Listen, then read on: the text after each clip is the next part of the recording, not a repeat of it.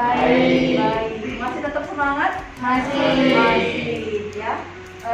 Hari ini kita akan belajar tentang mobilitas sosial.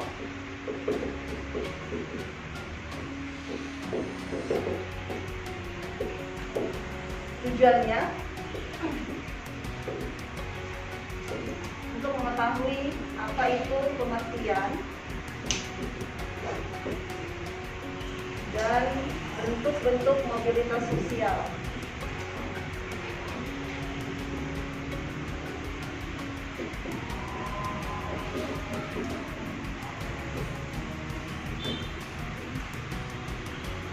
Oke, sebelum kita masuk ke materi tentang pengertian mobilitas sosial, ada nggak dari kalian pernah mendengar status seseorang atau tetangga kalian yang berubah?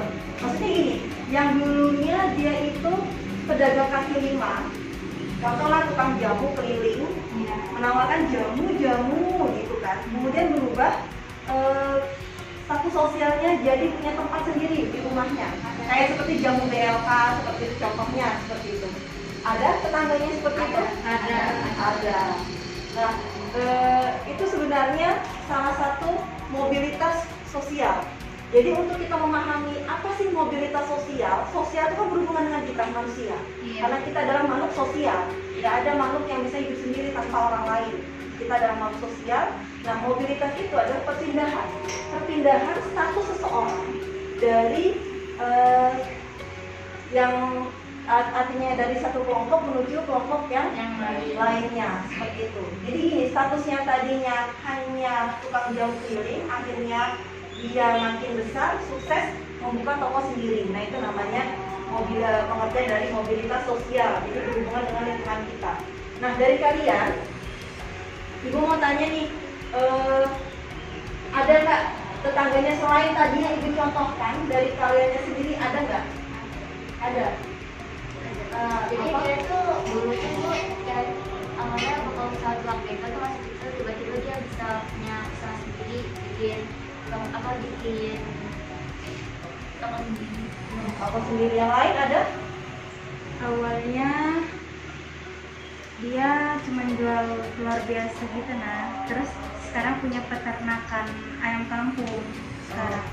Nah, itulah yang terjadi. Oh, ternyata selama ini yang kita lihat itulah faktanya, itu ternyata mobilitas sosial dari orang-orang di sekitar kita. Mungkin di keluarga kita juga mengalami yang demikian.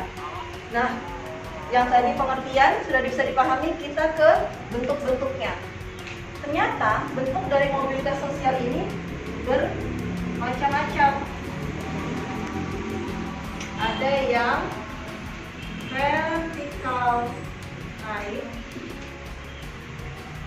vertikal turun, dan horizontal.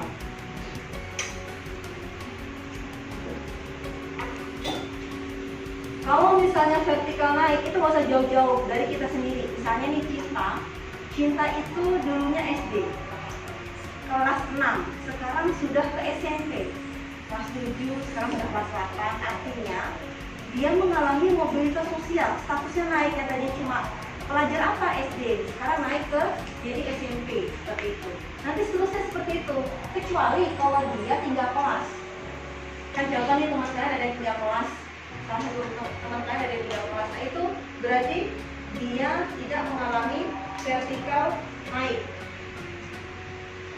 berarti dia turun karena nggak mengalami kenaikan hidupnya, seperti itu. Nah, kemudian itu yang namanya vertikal naik. Jadi sosialnya seseorang tuh naik. Kemudian yang turun, contoh nih, yang turun misalnya kepala sekolah, ada kepala sekolah di Balikpapan, karena dia tidak jujur akan dana sekolah, akhirnya diturunkan lagi jadi guru, seperti itu. Nah, itu namanya vertikal turun. Bagaimana dengan yang horizontal? Oleh horizontal itu lebih mudah. Misalnya nih Ibu Ina saat ini posisinya apa? Guru IPS, ya kan? Kemudian Ibu dikirim nih ke Samarinda, atau mungkin Ibu pindah sekolah ke SMP 6.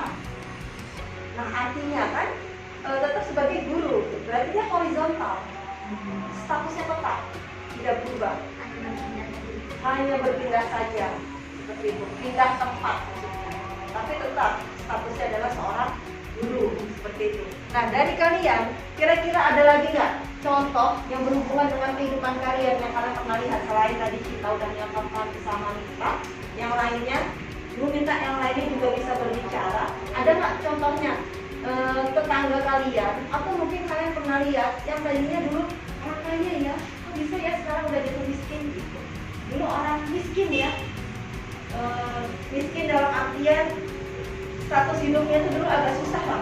Sebenarnya nggak miskin sih, kalau dikatakan miskin udah lebih susah, dan sekarang udah agak enakan. Sama yang horizontal, ada yang punya contohnya? Nggak ada di kehidupan kalian? Gak ada, kebanyakan vertikal naik sih. Kebanyakan vertikal naik ya, berarti bagus dari ekonominya. Selama pandemi vertikal naik. Ada yang selama pandemi vertikal turun? Ada nggak ada? Nggak ada. Berarti apa? Horizontal. Horizontal aja. Nah, seperti itu. Oke, dari materi yang sudah Ibu sampaikan, apakah ada yang ditanyakan dari kalian? Ya, Ibu, dulu bapak saya karyawan di perusahaan kakek saya. Nah, terus bapak saya itu keluar dari perusahaan tersebut dan memulai bisnisnya sendiri. Itu dan menjadi bos dari perusahaan tersebut. Itu termasuk mobilitas sosial yang mana? Nah, bagus. Dari orang tuanya adalah seorang karyawan, kemudian berubah menjadi seorang pengusaha, berarti dia masuk dalam vertikal naik. Mobilitas sosialnya berubah berarti. Seperti itu. Yang lain ada yang tanyakan? Saya mau nanya, Bu. Jadi papa saya kan pedagang berlian kan. Dulu sebelum pandemi kan ya banyak orang yang minat dan penghasilannya itu tinggi, tapi karena COVID ini jadi nggak ada yang minat kan. Jadi penghasilannya menurun. Itu menurut Ibu gimana? Termasuk mobilitas sosial atau tidak? Nah, yang tadi masalah dari ayahnya Cinta yang punya toko berlian, yang sebelumnya omsetnya tinggi dan selama pandemi turun, itu sebenarnya statusnya tetap gitu. Karena statusnya tetap sebagai pedagang berlian kan, cuma dia tidak masuk dalam mobilitas gitu, karena dia masuk dalam pendapatan seperti itu. Oke, terima kasih untuk pembelajaran hari ini. Akan kita tutup kesimpulannya yang dapat kita ambil dari pembelajaran mobilitas sosial hari ini, bahwa mobilitas sosial itu banyak berada di lingkungan kita, ya kan? Ada yang vertikal naik, ada yang turun, ada yang horizontal. Dan bisa kita simpulkan bahwa jika dia masuk dalam pendapatan, maksudnya pendapatan dari status seseorang pedagang yang tadinya naik kemudian turun, dia tidak masuk dalam mobilitas, karena mobilitas sosial itu adalah statusnya yang berubah, bukan dari segi pendapatannya di situ. Oke, terima kasih untuk pembelajaran kita hari ini. Ibu tutup sampai sekian. Assalamualaikum warahmatullahi wabarakatuh. Waalaikumsalam.